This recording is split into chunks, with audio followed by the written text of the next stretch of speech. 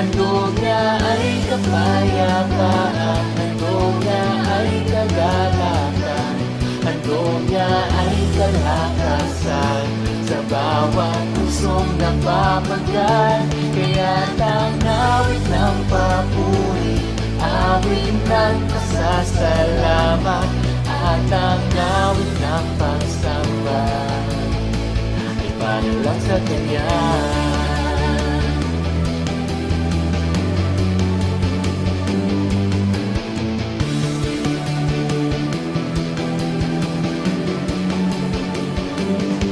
May galang, may saya, may tuwa sa piling ng Diyos. Sapagkat hirap ng puso ay naglalaho. May awit, may saya, at papuri para sa Diyos. Na hati ng puso, pinagpala niyang lubos.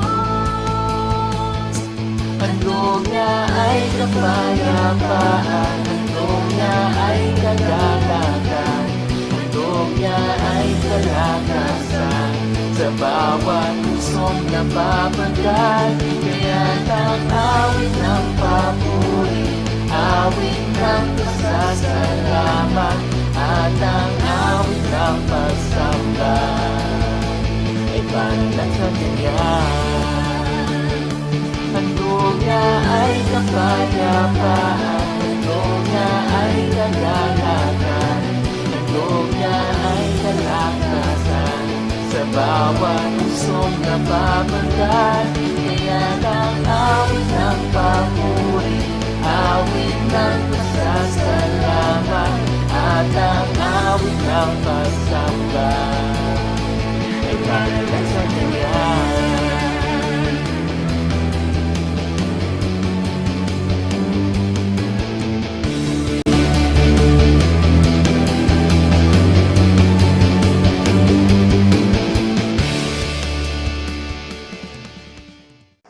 Isang mapagpalang pagsamba pong muli sa bawat isa sa atin, mga minamahal kong mga kapatid at mga magulang. Sa gabing ito, ating patuloy na pagbulay-bulayan ang aklat ng Jeremias, Kabanata 29, talatang 11. At ang sabi doon, Jeremiah chapter 29 verse 11, "For I know the plans I have for you, declares the Lord, plans to prosper you and not to harm you, plans to give you hope and a future." Kaya nga mga kapatid, sa gabing ito, pagbulay-bulayan natin yung pag-asa sa lahat ng sitwasyon. Hope in all situations. Life is full of unexpected challenges. Minsan, masaya tayo, maayos ang lahat, pero mayroong pagkakataon din na tayo po ay dumaraan sa mga problema, pagkabigo, sakit o kawalan ng kasiguraduhan sa buhay. There are seasons when everything seems to be going well. And there are moments when life feels overwhelming and difficult. Sa mga panahong iyon, tayo po ay madaling panghinaan ng loob. At dumarating din po sa punto na tayo ay nawawalan ng pag-asa. And we may ask questions like, "Lord, bakit nangyari ito?" O, "Lord, hanggang kailan ko pagdaraanan ang ganitong sitwasyon?" Yet, as believers, we are reminded that our hope is not based on our circumstances. Ang ating pong pag-asa ay hindi nakasalalay sa kung ano yung sitwasyon na meron tayo, it is good or bad. Kundi ito po ay nakasalalay sa Diyos na hindi nagbabago. God remains faithful regardless of what we see or feel. Kahit hindi natin lubos na naintindihan ang nangyayari sa ating buhay sa ngayon, God is still working behind the scenes. He sees the bigger picture, and He knows that the path that leads to His perfect purpose to us. Kaya nga mga kapatid, yung problema natin ngayon, yung ating pinagdaraanan ngayon, could be God's way of preparing us for something greater tomorrow. Amen? Kaya kapag tayo po ay mayroong problema, alalahanin natin na ang Diyos ang ating kanlungan at kalakasan. He is our refuge in times of troubles and our source of peace in the middle of every storm. Kapag may tagumpay naman po mga kapatid, huwag po nating kakalimutan na kilalanin na ang Diyos ang pinagmulan ng bawat pagpapala na ating nakakamit. Every blessing, every victory, and every answered prayer comes from His gracious hand. Amen? Kaya, whether we are in a season of waiting, in a season of suffering, growing or rejoicing, we can trust that God remains faithful. His character never changes. His promises never fail, and His love never runs out. True hope does not mean pretending that everything is okay. Ang tunay na pag-asa ay hindi pagwawalang bahala sa sakit o sa problema man na ating pong kinakaharap. Instead, it is the confidence that even when life is difficult, God is with us. It is believing that He will strengthen us, guide us, and carry us through every challenges we face. Kaya mga kapatid at mga magulang, napakahalaga na makita natin, when fear tries to overwhelm us, remember that God's promises are greater than our fear. Kapag tila mabigat ang ating pinagdaraanan, alalahanin natin na ang kanyang pag-ibig ay mas makapangyarihan kaysa anumang pong pagsubok na ating pinagdaraanan. Our situation may change, but God's faithfulness remains the same. So tonight, my dear brothers and sisters in Christ, choose to place your hope in Him. Trust His timing, trust His plans, and trust His heart. For the God who has been faithful in the past will continue to be faithful in the future. Kaya mga kapatid ko at mga magulang, patuloy lamang po tayong magtiwala sa proseso ng ating Diyos. Dahil kung ating pagtitiwalaan ang prosesong iyon, tiyak na mayroong tagumpay sa buhay ng bawat isa sa atin. Kaya mga kapatid at mga magulang, ang plano ng Diyos ay mas mabuti kaysa sa plano ng bawat isa sa atin. Amen.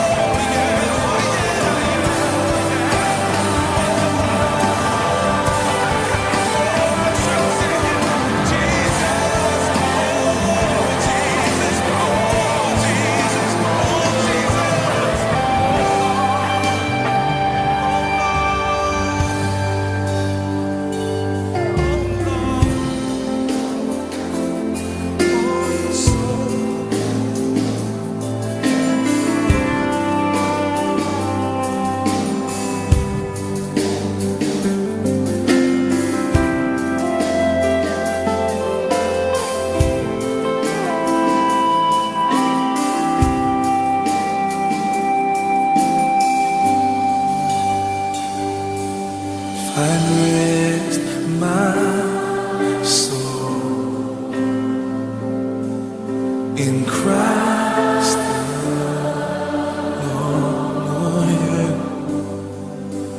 Know His power in quietness and trust. When the oceans rise and thunders roll, I will soar with you above the storm. Yes, I will. Father, you are king over the flood. I will be still, know you, the God. When the oceans rise and thunders roll, I will soar with you above the storm. Yes, I will. Yes, I will. You are king over the flood. I will be still, know you, my God. When the thunders roll,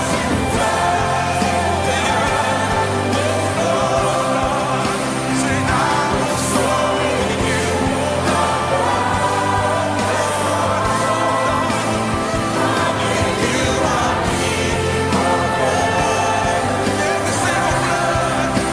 I will be still, know you are God.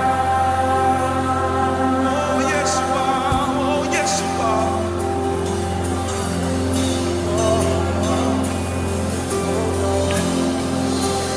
I will be still. Oh, oh.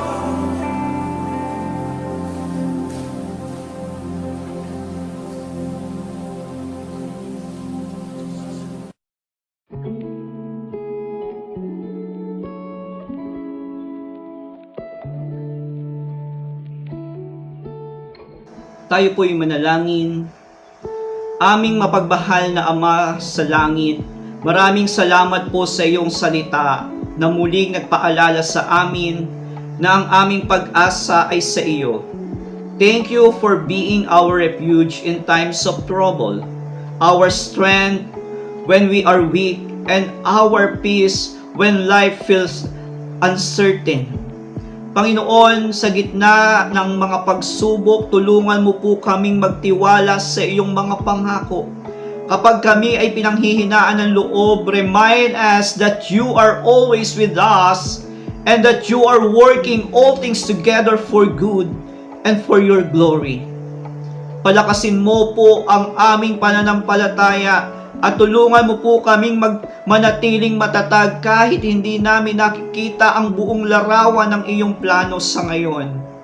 We surrender to you our worries, our fears, our burdens, and unanswered prayer. Fill our hearts with your peace and surpasses all understanding. Naway mapuno kami ng kagalakan, pag-asa at pagtitiwala habang kami po ay patuloy na lumalakad kasama mo araw-araw. Lord, help us to be a testimony of your faithfulness. Naway makita ng iba ang iyong pag-ibig sa aming mga salita, sa aming mga gawa at pamumuhay. Gamitin mo kami upang maging pagpapala at pagpapahayag ng pag-asa sa mga taong nangangailangan, hindi lamang sa aming pamilya kundi sa mga taong nasa aming paligid at nakakasalamuha namin sa araw-araw. Lord, dalangin ko rin po ang mga kapatid namin na mayroong karamdaman. Maranasan po nawa nila, O Diyos, ang kagalingan na nagmumula sa iyo. Maranasan po nila, O Diyos, ang kapayapaan at kapanatagan na sa iyo lamang nagmumula. Panginoon, bigyan mo po sila ng kalakasan, gayon din ang kanilang mga pamilya na nag-aalaga sa kanila. Gayon din ang aking mga kapatid na may pinagdaraanan sa mga sandaling ito. Help us, O God, na mapagtagumpayanan po nila anumang pagsubok, anumang suliranin ang kanilang kinakaharap ngayon. Lord, maraming salamat po sa gabing ito na kami po ay muling nagkasama-sama to worship you.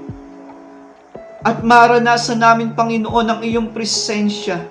Tunay nga, O Diyos, samahan mo kami sa araw-araw ng aming buhay at ikaw ang manatiling gumagabay sa amin. Lord, salamat po. Salamat sa aming buhay na iyong pinagkaloob. All these things, O God, we pray in the mighty and precious name of our Lord and Savior, Jesus Christ. Amen. Amen. Mga kapatid ko at mga magulang, as we go, may the God of hope fill you with all joy and peace as you trust in Him. Naway samahan kayo ng Panginoon sa bawat hakbang, patatagin sa bawat pagsubok at gabayan sa bawat desisyon. May His unfailing love surround you, His grace sustain you, and His peace guard your hearts and minds in Christ Jesus. Go in peace, walk in faith, and live in the assurance that God is with you and will never leave you nor forsake you. In the name of the Father, and of the Son, and the Holy Spirit. Amen. Amen.